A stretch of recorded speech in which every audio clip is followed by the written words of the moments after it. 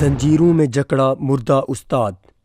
پاکستان میں نظام عدل کے بارے مشہور ہے کہ عام طور پر غریب، بے یار و مددگار اور شریف لوگوں پر ہی نظام عدل کو لاگو کیا جاتا ہے۔ وڈیرے، جاگیردار، سیاستدان، امیر اور بااثر افراد چاہے جتنے مرضی جرائم کر لیں، نظام عدل ان کا بال تک بیکا نہیں کر سکتا۔ اس کا اندازہ 21 دسمبر 2018 کو نیب لاہور جیل میں پیش آئے المناک واقعے سے لگایا جا سکتا ہے۔ سرگودا یونیورسٹی لاہور سب کیمپس کے چیف ایگزیکٹو آفیسر میاں محمد جاوید نیب جیل میں دل کا دورہ پڑنے سے جاں بحق ہو گئے۔ نیب کے مطابق میاں جاوید پر سرگودا یونیورسٹی کے غیر قانونی کیمپسز کھولنے کا الزام تھا۔ بظاہر یہ ایک الزام تھا جو ثابت نہیں تھا، لیکن اس کے باوجود میاں جاوید کو اکتوبر 2018 میں گرفتار کیا جاتا ہے، ہتھکڑیاں لگائی جاتی ہیں اور نیب کے عقوبت خانے میں ڈال دیا جاتا ہے۔ میاں جاوید کے اہل خانہ اور متعلقین کے بقول انہیں نیب میں تشدد کا نشانہ بنایا گیا۔